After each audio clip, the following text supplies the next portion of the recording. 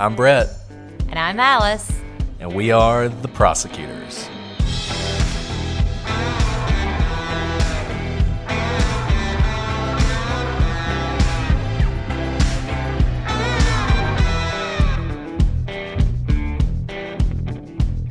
Today on The Prosecutors, a special treat as we interview Sheryl McCollum, the Cold Case Investigative Research Institute.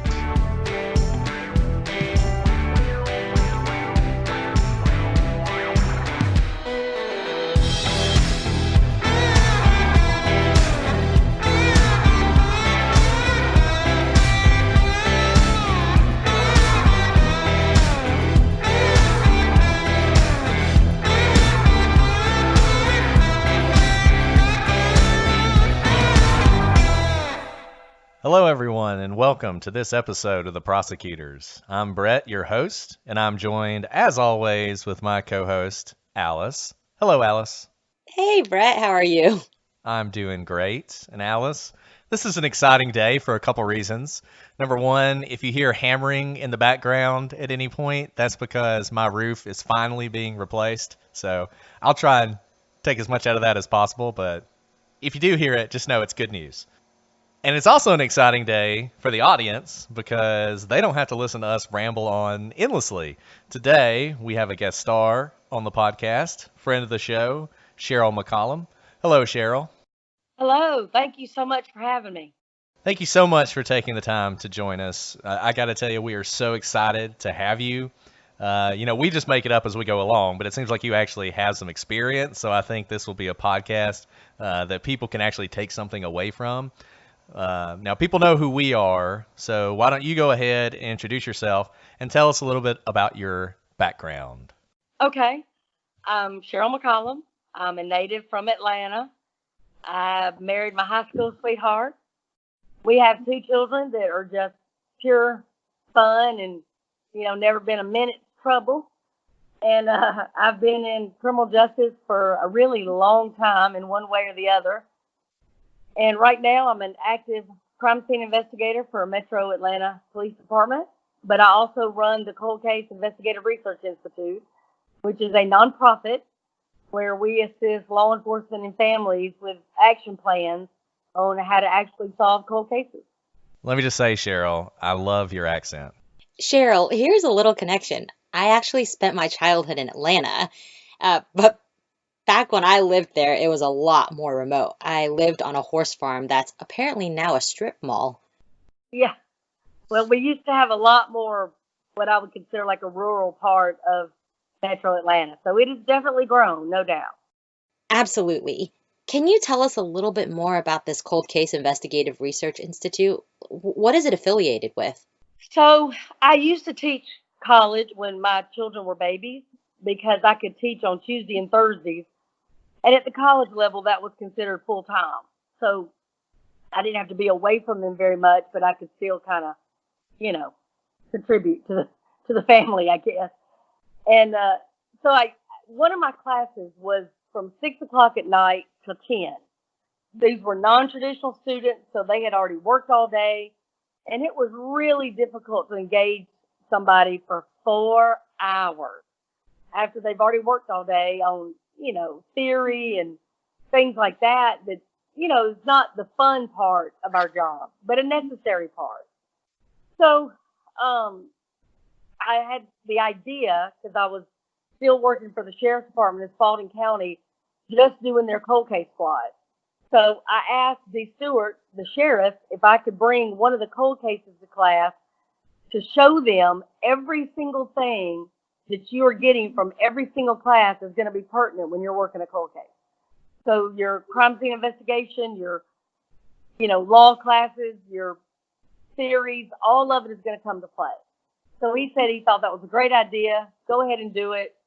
See what the students could do with it. So I redacted all the information, and I literally took the murder box in the center of the room, and I dropped it at 6 o'clock, and I said, this is now your case. You're working it. Let me know if you need help. And that first night, I literally had to throw them out of class at 11 o'clock. That's incredible. What a good tactic as a professor. Oh my gosh. I mean, they went nuts.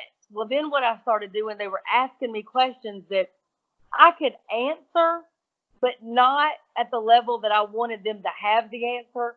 So I would call a buddy of mine and say, hey, you're the blood splatter guy. Will you come and explain this to the class? And then, you're the straight edge weapon expert. Will you come explain this to them? And so they loved having outside people that they had either seen on the news or had a pretty stellar career. Well, then what I began to notice is some of these folks that are seniors now have a person at a department they can make contact with. Well, that's a game changer when you're looking for a job, right? So I'm like, there's a lot of elements to this thing that are all very positive.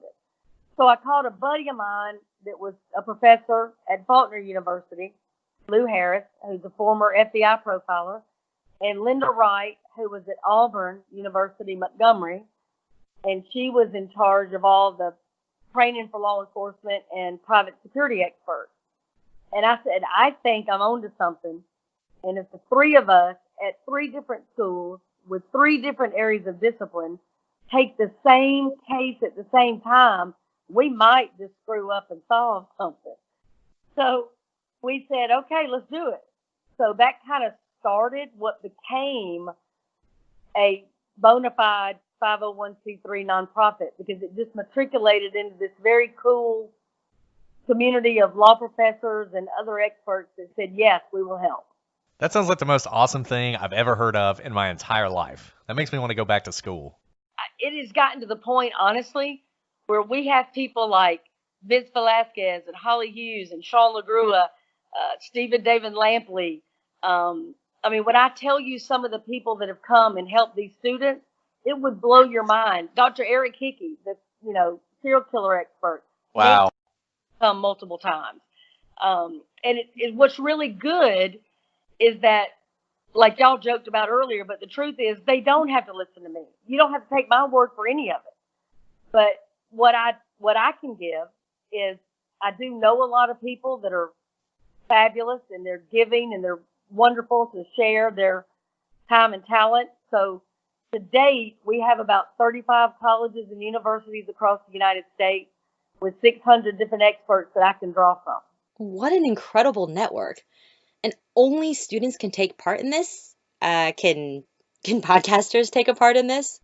No, of course. Listen, I've got a lot of podcasters that help, like Web Sleuth and Levi Page, and of course Nancy Grace with hers, because there's a factor in cold cases where the media plays such a significant role, and podcasting is this new media that has just exploded from when, like, Serial started, for example, and nobody even really knew what it was, or Blog Talk Radio that I'm sure some young people have never heard of, because everybody has a favorite podcast and everybody can be a part of something that is a larger community. So somebody, some people call it crowdsourcing, whatever you want to call it. It's just, I usually tell the students, if you have a group of people that get together at the right time for the right reason, the right thing's going to get done, and you literally can change the dynamic of not just a case, but, I mean, sugar, you can change the world. And we've had a lot of, we try not to base our success on solve or unsolved. And I'll explain that. As a prosecutor, you can look at a conviction as I go to trial and the jury says, you're right, this person did it, we're going to say he's guilty. You can also take a plea and accept that as a win, correct? Absolutely. So we may or may not solve a case, but we look at, hey, did we move this case forward in any way? And did we help advocate for this family in any regard whatsoever? And does the family now know, even if it's been 20 years or 70 years, do people still care? Well, that might just be in the win column, because the reality is you're not going to solve them all. And there may be a multitude of reasons for that. And I'll give you one example. Natalie Holloway. That's one of those cases that if you ask anybody what happened, they're going to tell you Johan Vandersloot killed her. So I don't know if that case is unsolved or unproven, but can we still go back and do something for Beth? And the answer is yes. So things like that become real important for the students. So what are some of the cases that you guys have been involved with? Oh gosh. Boston Strangler, Natalie Holloway, I mentioned, Tupac Shakur, the Zodiac, Tammy Jackson, Natalie Smith, Jody LaCornu. I mean, we've got cases y'all have heard of and cases y'all have never heard of. But we probably worked like Rebecca Zahal, Natalie Wood, Vi Ripken. I mean, we've worked some of the biggest cases out there. And we've been able to do something forward on every case. And so the students at all three universities are working on the same case at the same time. Is that right? Well, we have 35 colleges now. Oh, okay. So what happens now is, let's say I have somebody that's an expert, for example, in underwater crime scene. Clearly, they're going to get Natalie Wood. Well, I don't need Syracuse Law School to work Natalie Wood. I need them to work the Mooresford Bridge because it's a civil rights case. So we're at the point now we can kind of divide and conquer on a lot of these cases. So the expertise is going to be critical, but I don't need every single expert on every single case. So how many cases does your team work on at one time? It really depends. It stays pretty fluid, but on any given time, basically 5. Wow. That can change because I'll give you an example. I just talked to a man the other day from Ohio. His brother was murdered, stuffed in the trunk of his own car, and strangled. Case had never gone anywhere. This is from the late 60s. And I said, well, do they still have the clothes? And he said, yes. And I said, are you pretty sure they've been taken care of? And he said, yes. So I talked to the captain about using the MVAT. She had never heard of the MVAT. So this is not a case where you need all of us. I don't need to put a geographic profiler on that. I don't need a domestic violence expert or a gang expert. I just need them to test that clothing, and they can take it from there. So it was a quick phone call to let her know the latest, greatest technology that she just hadn't heard of, no fault of her own. That's just, part of law enforcement.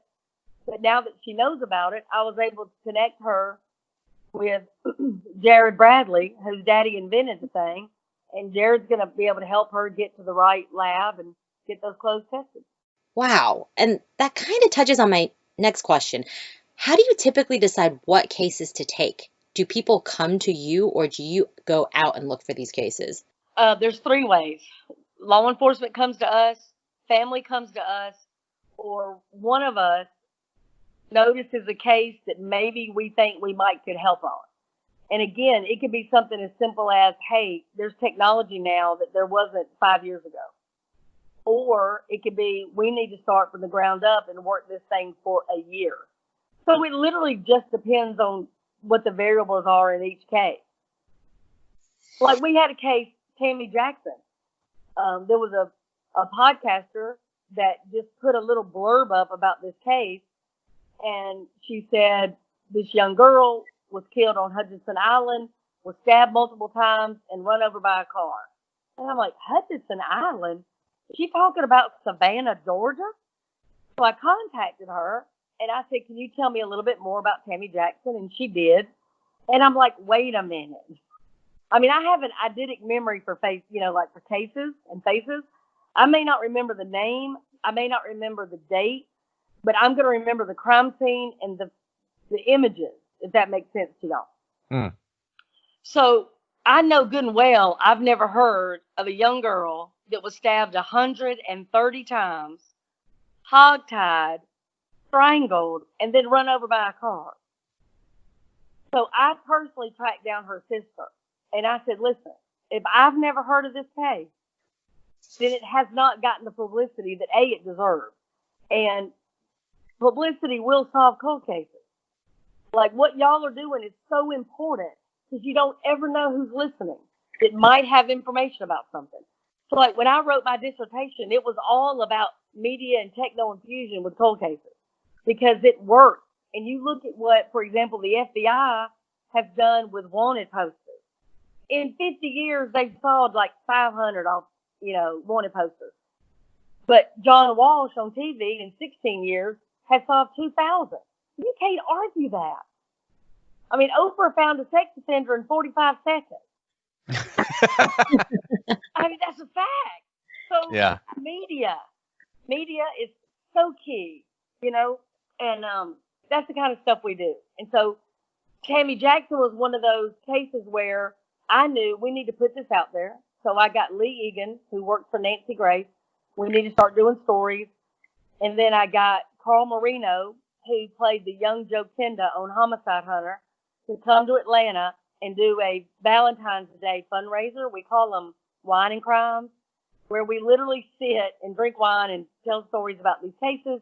And we invite the family and we invite the detectives, and the general public pays, either 25, 40 bucks, something like that, to come and meet Carl Marino, listen to the backstory of the Homicide Hunter and some inside stories that they were remarkable. And then the money that is raised, we're going to use to do the testing on Tammy's case. So that way the detective doesn't have to beg for money out of the budget. She can actually go and do the work that she needs to do without worrying about any constraints at all. I was able to hook up the detective with, I would say, 6 different experts that she had never met before, that she didn't know were even available to her. So everything from statement analysis to, testing of soil and dirt and pollen to a knot tying expert. She's got them all. But she's smart and she's hungry and she's deliberate, and I think she's going to solve this thing. She just needs a little help. That's all. Cheryl, that's the most creative thinking outside of the box approach I've ever heard. The wine and crime, I love it. And we've talked about this in some of our other episodes, but law enforcement, they're strapped for cash, they're strapped for resources. So for you to develop this out of the box approach is just wonderful. Well, I think it helps that I'm in the field. So, I know what it's like if you want to go to your chief and say, hey, I think I could do something here, but I need $4,000. He can't hear you. You know what I mean? He'll be like, I don't know what you're saying. So it really helps if you can go to him and say, hey, I've got a plan, and I've got the money, and I've got the experts that are donating their time. So, I've had people like C.C. Moore, Francine Bardol, Jared Bradley, Dr. Laura Petler. What do you need? I can call Christine Menina and Karen Smith right now and say, hey, am I off base or am I seeing this right? And they'll tell me, and they will help me. And here's the great thing, and I forgot to mention this to your audience. Nobody in the Institute is paid. So not one expert is going to receive a dime. The students don't get any college credit. They don't get a scholarship. They don't even get a sweatshirt. Okay? and the experts don't either. So I've got experts that in the real world might make $345 an hour, but I'm not giving them a mug of coffee. Nothing. They do it because they think it's the right thing to do on the right case at the right time, and that's why you do it. See, I think you guys need sweatshirts because I want to buy one. I agree. But let me tell you, I'm not a business person. So it's hard for me because I'm thinking, yeah, but if I've got $1,000, I'm not going to buy sweatshirts to maybe earn $1,200. You know what I mean? I want to take that money and then get an expert to, Death Valley to work a case, or I want to, you know what I mean? Well, then let's go ahead and stop right now. Our podcast doesn't have ads, so let's just go ahead and do an ad. How do people donate to the Institute if they want to? Well, they can find me on Facebook, and sometimes they do the Good Works Network, where Facebook, you can donate. You just click on the Cold Case Investigative Research Institute and send $5, $10, whatever. And here's the other thing people can do. Unlike other nonprofits where you may send your money, you don't really know where it goes. If they want to contact me personally, I can even tell them what case I'm going to use it on and what I'm going to use it for. And then I can update them. So that way they know, hey, it might have only been $10, but that $10 made the difference of whether or not I could get evidence somewhere to be tested or get an expert somewhere to do a polygraph or do a statement analysis or, do a scene search. I mean, we use underwater drones, we use ground penetrating radar. There's lots of equipment that sometimes we have to rent or get, places that it really matters. I mean, people laugh sometimes and they're like, "Oh, I'm so sorry, I only had $5." Let me tell you something. That $5 goes a long way. It just does. Cheryl, I got to tell you, your enthusiasm is infectious. It makes me want to just quit my job and come work for you. Though I guess you don't get paid, so that would be a little bit of a problem. Appreciate it. But honestly, the quarantine, I've been telling people, is a gift. Because if you've got a cold case, honey, you can empty a closet and turn it into a war room and start putting everything up on the wall so you can see it and work it. And it gives you time to be on the computer nonstop. And, you can work a cold case because you cannot go to a ball game and you can't go, other places where people like shopping or whatever people love to do. But You're the inspirational speaker we all needed during quarantine. quarantine for us has been a flat gift, I'll tell you. That's one of the reasons we started our podcast now. We started it in the midst of the quarantine. Brilliant. Absolutely brilliant. And here's the thing, y'all being prosecutors, let's say we had a case where we're not sure the statute of limitation is run out on the state level. Can y'all tell us about the federal level? Is there another way to go at people? Should we go civilly? Because I've got cases like, Jody LaCourneau where the family had to sue law enforcement. Again, is there something we're missing? So, we can easily reach out to y'all. And, you may say, well, God, that wasn't even hard. That was an easy question, but not for us. Yeah, we talk a lot about how everyone has knowledge and expertise, and if you can bring them together, you have the whole wisdom of the crowd thing going on, and you have people far flung across the country who may know something that you don't know. Amen. Everybody has a gift. Everybody listening to your podcast has a gift. A vocation, an avocation, there's something they know how to do that other people just don't know how to do. And I'll tell you something funny. So I'm old. So things like apps, I mean, I can work them and I have them, but y'all saw tonight, I'm not that gifted with things. So we had a case out of North Carolina, and the detective has been looking for the landlord of this young lady that went missing for 2 years. Okay? The detective is talking to the student, and she goes, look, here's the entire case file. Y'all got it electronically. Go to work. Let me know what's going on. A week later, I am teaching the class remotely. So it's at Chatham University in Philadelphia. I am on Skype teaching the class saying, hey, this is how you do a timeline. This is what's important when you're working a timeline, trying to teach them. And I said to the group, hey, this landlord has got to be somewhere, but he has managed to elude the detective for 2 years. As I live and breathe, there's a child in the back of the classroom. She says, I found him. You're kidding. I'm like, you found him? And I went, how did you find him? She said, well, I have an app called Stud or Dud. And I said, okay. And she said, so let's say you meet somebody at a bar and you want to know whether or not he's married. This app will tell you. So she typed in that man's name, and there was his address right there. Oh my goodness. So I called the detective and I said, honey, I have been with my husband since 1979. You have been with your wife about as long. So you and I don't know nothing about Stud or Dud, but here's the deal. They have found your suspect. That's amazing. So that's the other good thing. You have generationally these different ways of looking at things. And it's really pretty remarkable. Like, I think one of the oldest cases we worked was the Morris Ford Bridge case, which happened in 1946. So for the students, it was just this history lesson that they cannot get anywhere else. And the other thing for your listeners, I forgot to mention, and I apologize, is that whenever it is possible, we go to the crime scene. Because for me, and I'm sure for y'all as prosecutors, you walk that scene, it'll change it for you. So you have a killing in an open field, but what's just on the other side? right? What's across the street? What's on the east side and west side? So if you've got a liquor store through some woods and you got a church, and then over here you have an apartment complex, where did the suspect come from? You walking that scene is going to put it in perspective for you, unlike anything else. So we have to go there. So we went to the Mooresford Bridge where this lynching occurred in 1946. And then we go back to the war room. And like I said, the students won't leave now. So my 10 o'clock class doesn't leave till midnight.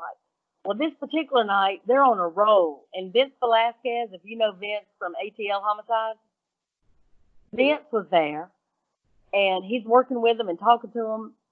And one of the students says, well, I just don't understand, how the FBI couldn't get more bullets because 50 people shot these victims over 100 times apiece. And I said, I don't either. It ain't like bullets disintegrate. And I stopped right there. And I said, wait a minute. Bullets do not disintegrate. So we're going to go to that field and we're going to excavate it like archaeologists. And I know an archaeologist to call because I had just read an article on this dude who found all this unbelievable stuff that was like 200 years old.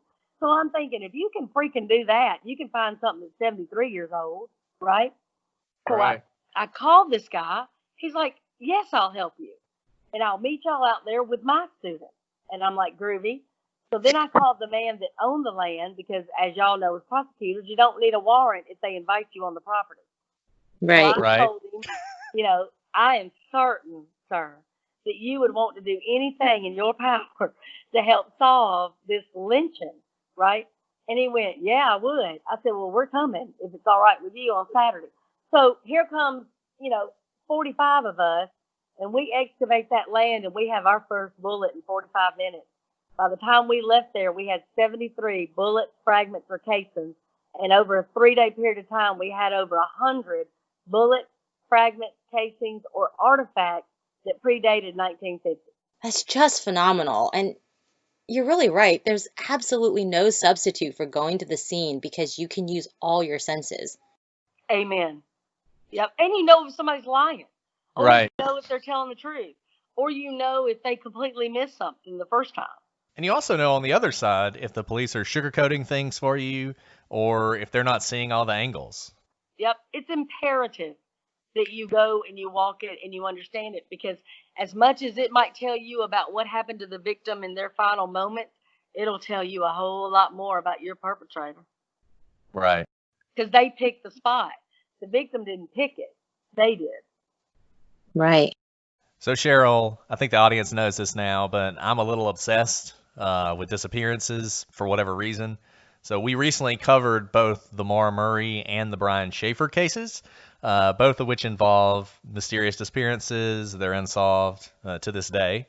And in both cases, and I think really whenever someone goes missing, this happens, but people have speculated that the victims may have disappeared on their own accord.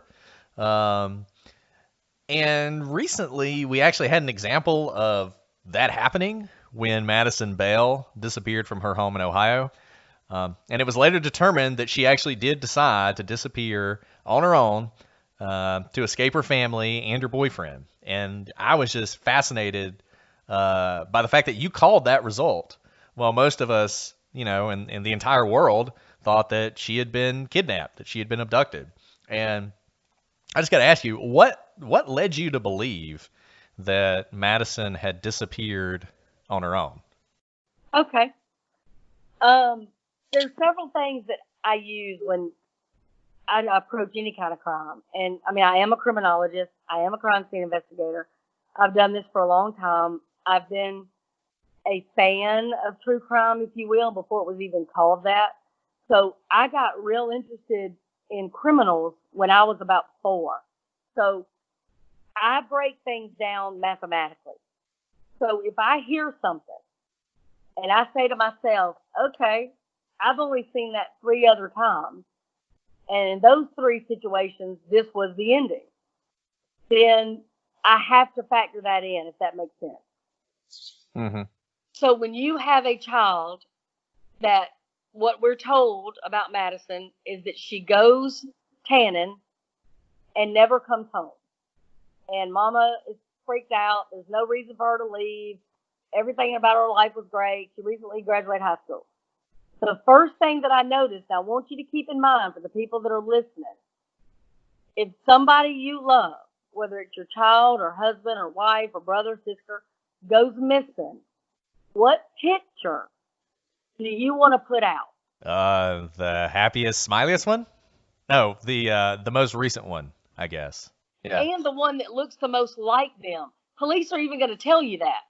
So if I go missing right now and my husband gives them my high school picture, listen to me. Y'all aren't going to find her. I mean, she was a lot of fun, had a lot of fun with her, but she's gone. Okay. He needs to give you what I look like now at almost 60, not what I look like at 18. So the first thing I noticed was this cheerleading picture. Typically, you are now telling me something more about her mama than her. Her mama picked that picture. So her mama subconsciously is telling the world, hey, she's a popular girl. She's a beautiful girl. She's, somebody that everybody at the high school wants to be like. Hey, she's missing. And her being popular at high school shouldn't be a factor now, but it is for you. So you just put that in the back of your mind and say, okay, that's odd. Then the next picture was the graduation portrait type stuff. See, she graduated. She's a cheerleader. She graduated. Why are you telling me a narrative? Why are you leading what I should think about Madison? Does that make sense to you? Oh, that's fascinating. Absolutely. Think of Patsy Ramsey.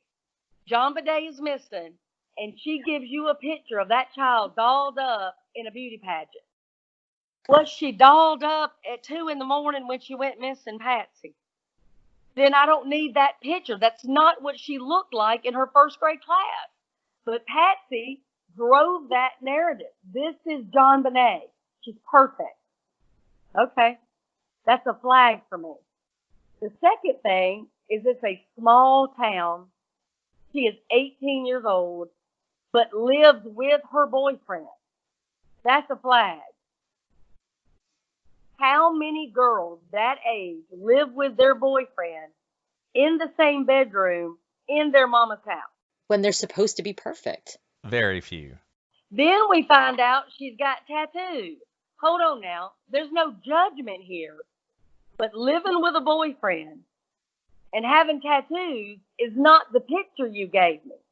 So it seems to me now that Mama's not being honest completely. So I just filed that away. Okay. Then Cody was on the Nancy Grace show, the boyfriend. He gave 1-word responses. Well, Cody, did you love her? Yeah. Cody, are you missing her? Are you frantic looking for her? Yeah. And I point blank asked him, Cody, did she go to buy weed? No. Okay. So you're not really defending her.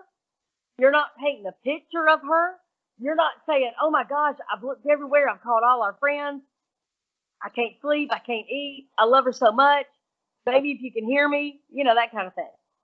So I filed that away. Here's the other thing. And I don't know if y'all have children, but I have teenagers. And cell phones are a wonderful thing because you can kind of check on them. Did you make it to the gym? Did you make it to, campus? Whatever. And they can let you know, hey, I'm at Sarah's house, but we're leaving to go to the basketball courts, and then we're coming right back for the night party. They can kind of let you know, right? Mm-hmm. Madison was 10 minutes late. 10 minutes. And her mama was already getting in the car to look for her. I call BS. 10 minutes? We were more than 10 minutes late to this call.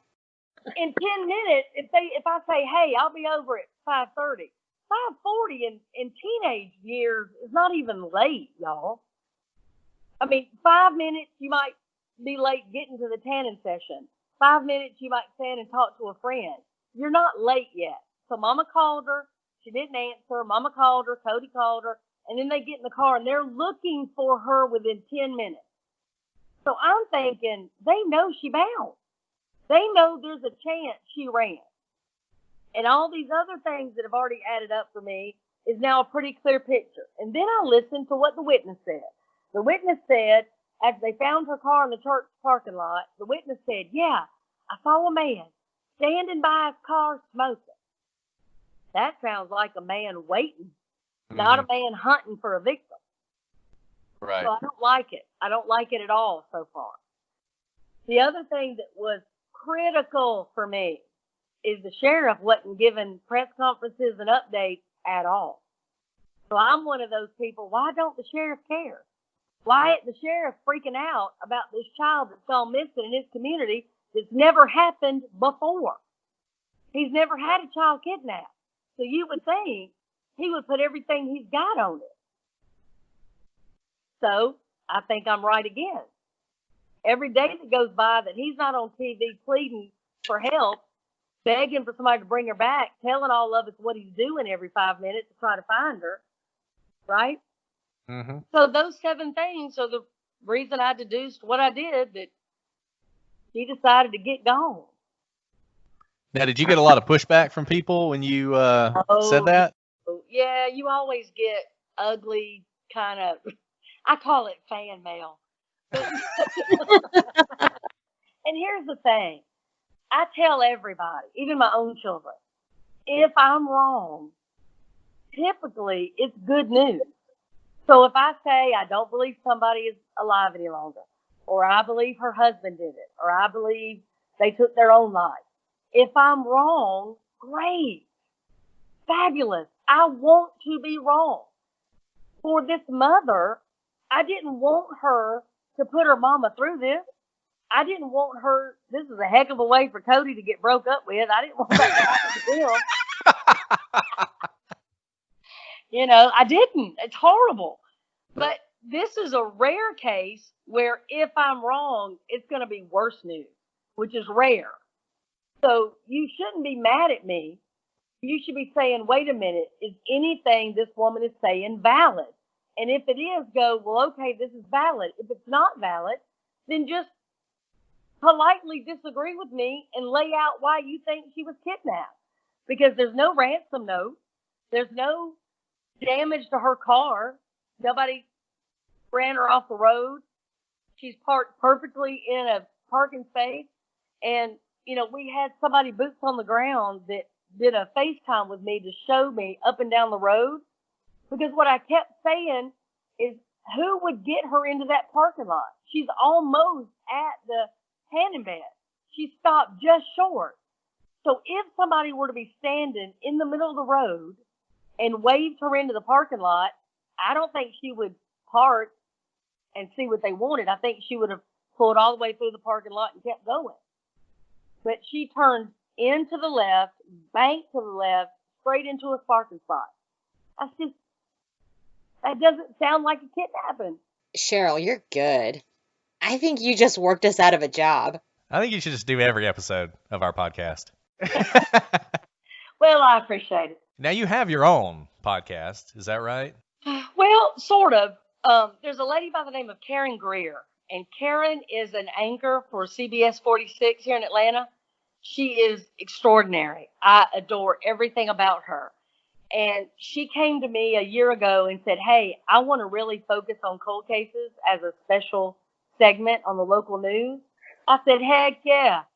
And she said, you think you can give me some? I said, I can give you 100. So I gave her some that I thought would really be good to, you know, showcase and highlight. And I said, listen, I can hook you up with some experts. I can walk you through some things you might want to focus on. Just let me know what you need. And she went, no. You're doing it with me. And I said, no, sugar, I'm not, but thank you for that. And so she laughed and finally convinced me. So I started doing these segments on the nightly news called CSI Atlanta. And then that matriculated into them having a podcast, because some of the segments are 4 minutes on the news, but that's not really the deep dive you want on some of these cases. So yes, sorta, I have a podcast. It's really CBS 46. Well, Cheryl, you can be on our podcast anytime. And I hope you'll let us steal some of your cases. I love the fact that you guys do so many cases that not everybody has heard of. Absolutely. Absolutely. I would be happy to anytime. Just let me know. Really, send any cases our way. Alice, I will do it. I appreciate y'all so much, and call anytime. So we mentioned Maura Murray and Brian Schaefer earlier. Are you familiar with either one of those cases? Ironically, when Oxygen decided to do the social media aspect of Maura Murray, Mm-hmm. I got to host that on social media. So I know Maura's case pretty well. I know her sister Kathleen, and that's one of the great mystery cases of all time, because Maura Murray will make you look left and then force you to go right. So just when you think, oh my gosh, it's got to be a stranger, well, then you say, yeah, but then she sent the email saying she was going to be gone for a week. And then you say, well, yeah, somebody else could have sent that email. That's right. But then she's seen on the ATM alone. So it's a great mystery. And, you know, again, I think social media is a great place for it, because there's an awful lot of really smart people out there. One is our geographical profiler that's been working on it, you know, just for the family. You know, did she walk away? Did somebody else pick her up? I mean, it's one of those things that, you know, it's going to take all of us, honestly. Well, do you have a theory? I don't have a theory that needs to be out in the universe, because it's not something that I feel confident enough to just lay out. But I will tell you this. Anybody that's going to start it needs to start from ground zero.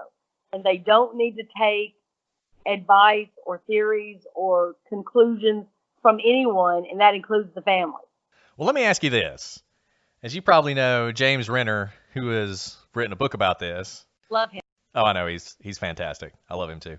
He's just come out with a new book, by the way. If anybody wants to pick it up, shout out for James Renner. He's not paying us either.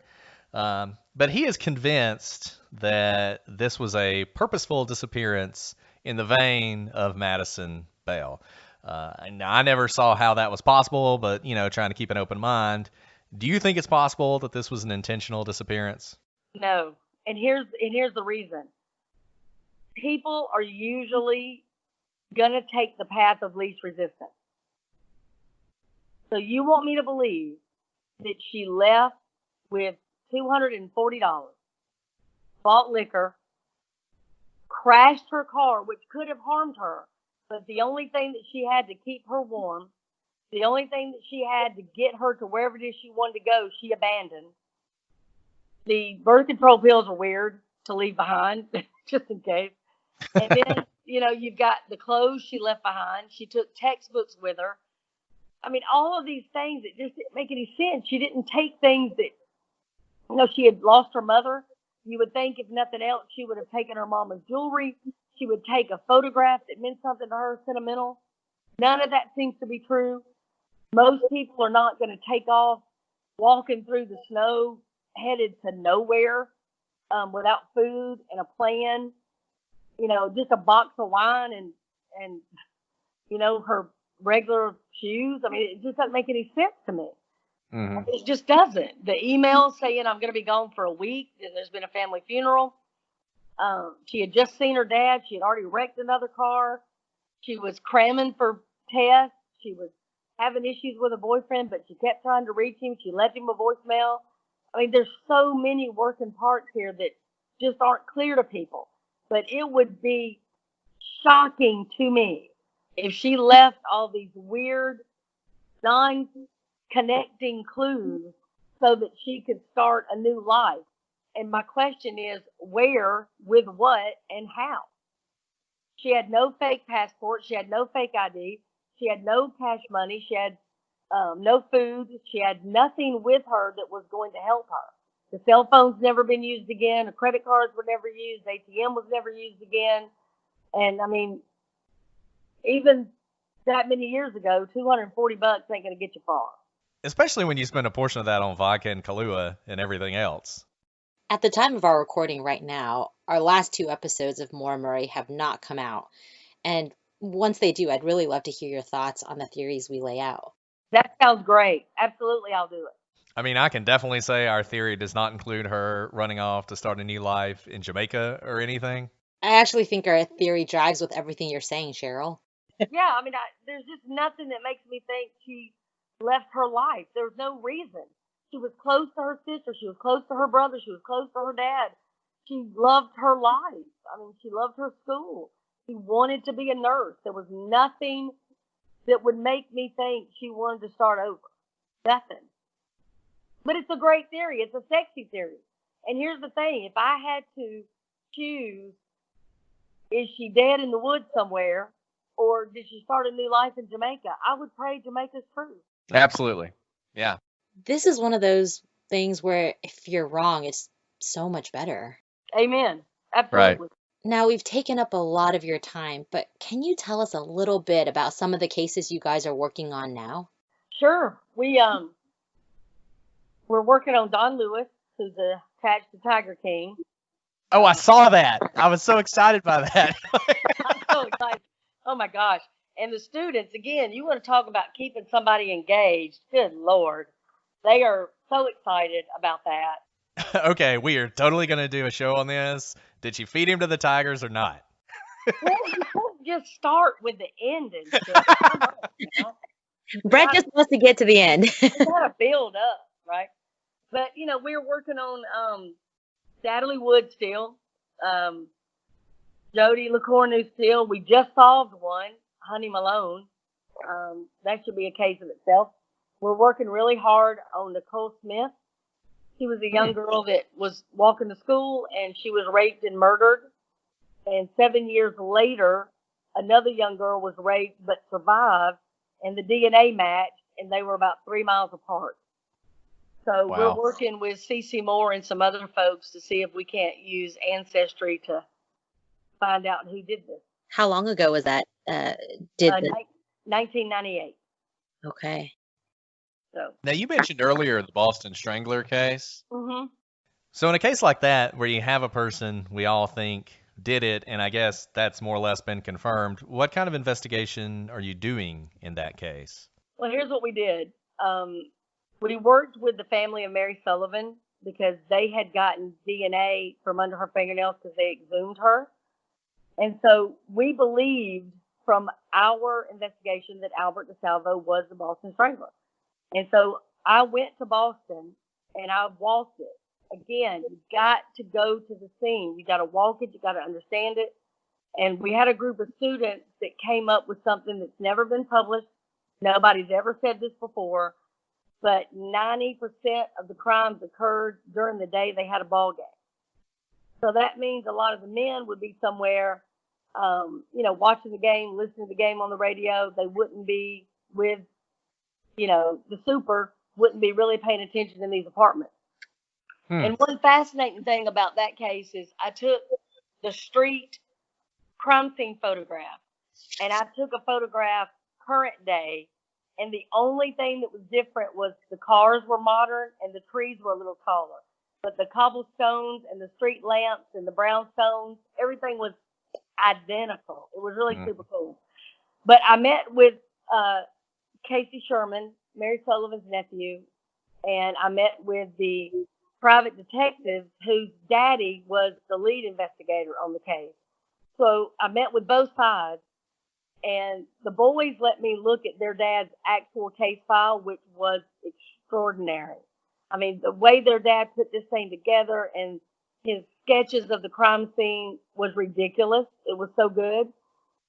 And I told both of them, I said, what we've got to do is exhume him and cross-check the DNA of Mary Sullivan, period.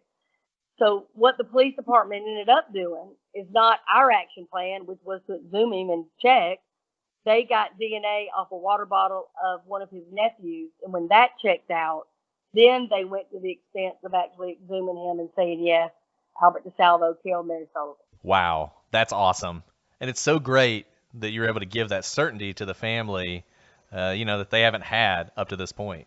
And let me tell you, and those boys deserved that for their dad. I mean, their dad always believed he did it. Albert DeSalvo said he did it. And looking at the, police file that their dad put together, I mean, I told him it should be a book. Just his file. You don't have to write a thing.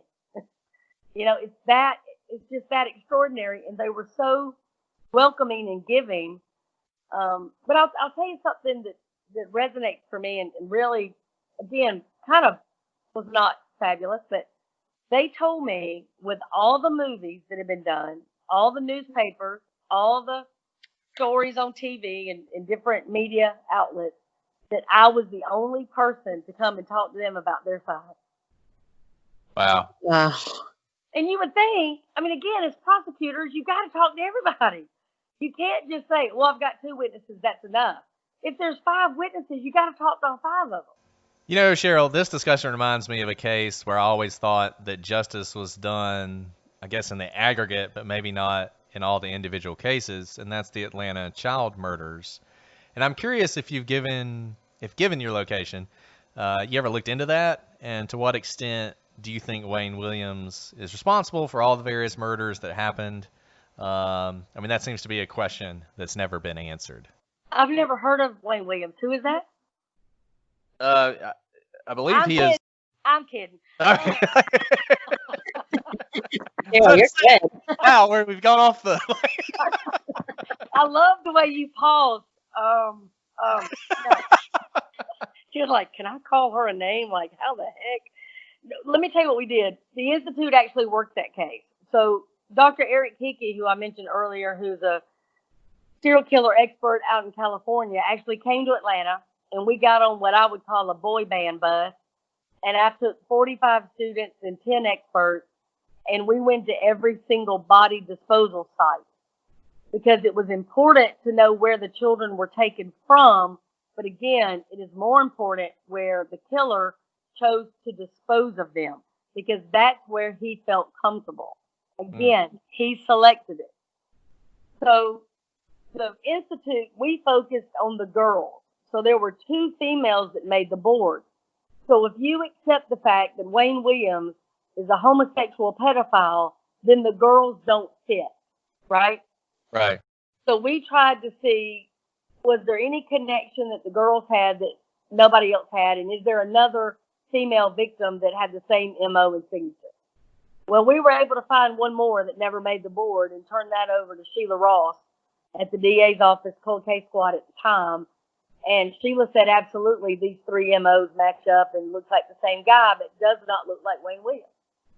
So in regards to him, the reality is that was a very politically charged situation that you can imagine. So any child that was killed during that time made the board, whether or not they fit the MO or not.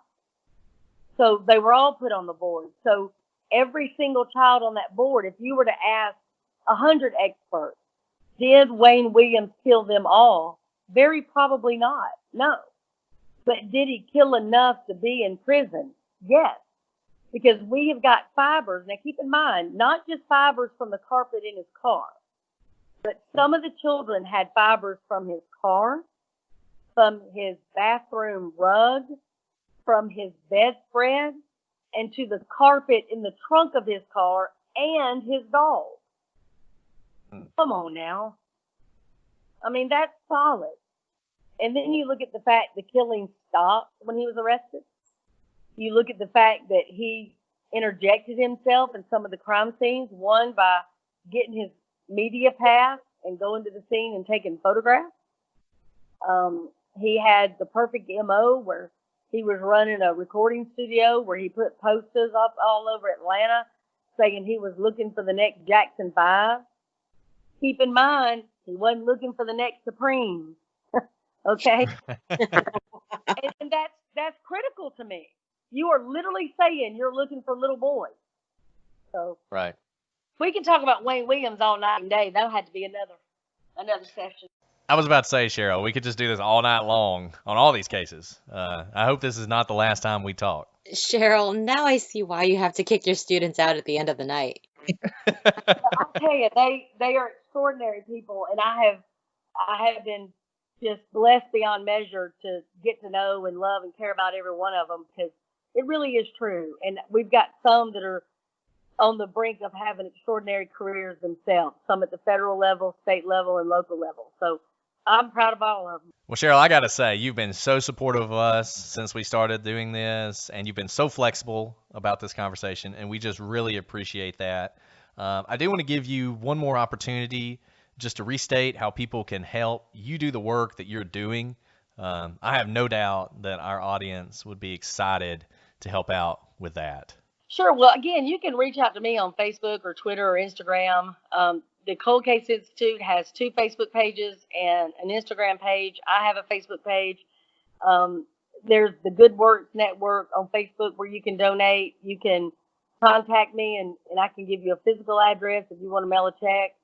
And we'll work it out. I mean, I've got people that are so gracious.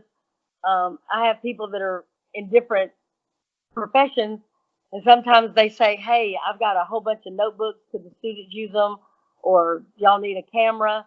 I have one lady that has sent us a drone for our own use, so we don't have to rent them anymore. So there's a lot of just unbelievable people out there, and I say it all the time. And I know right now, especially in Atlanta, there's a lot of people that are hurting, but love wins. And y'all know as prosecutors, one person may murder somebody, but 1,000 people will show up to do something about it. And I just know that. I know there's more good people than bad because I see it every single day. That's the best note to end on, Cheryl. Thank you for being an inspiration to us and the entire true crime community. While we may talk about these cases, you're actually out there doing God's work, and we're so happy to have had this opportunity to talk to you. So thank you so much for what you do. Well, I appreciate it. And I will talk to y'all anytime. Well, let us know if you ever make shirts, because I want a shirt. Done. I will send it myself. Well, like Alice said, thank you so much for being with us tonight, Cheryl. I hope the audience enjoyed this. It's a different thing than what we normally do. But next week we'll be back with a new case. But until then, I'm Brett. And I'm Alice. We are the prosecutors.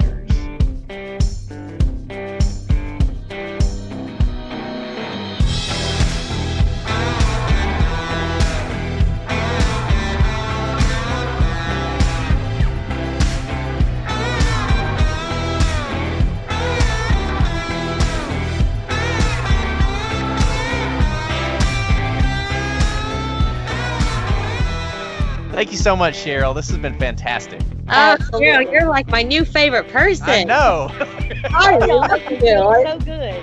I'm going to make my children listen to this. But This is great. But Cheryl, truly, I think everything you said about media's role and how, the only way you can solve cases is by bringing attention to it repeatedly is so true. But also, thank you really for what you and these 35 schools do every day. It is truly God's word.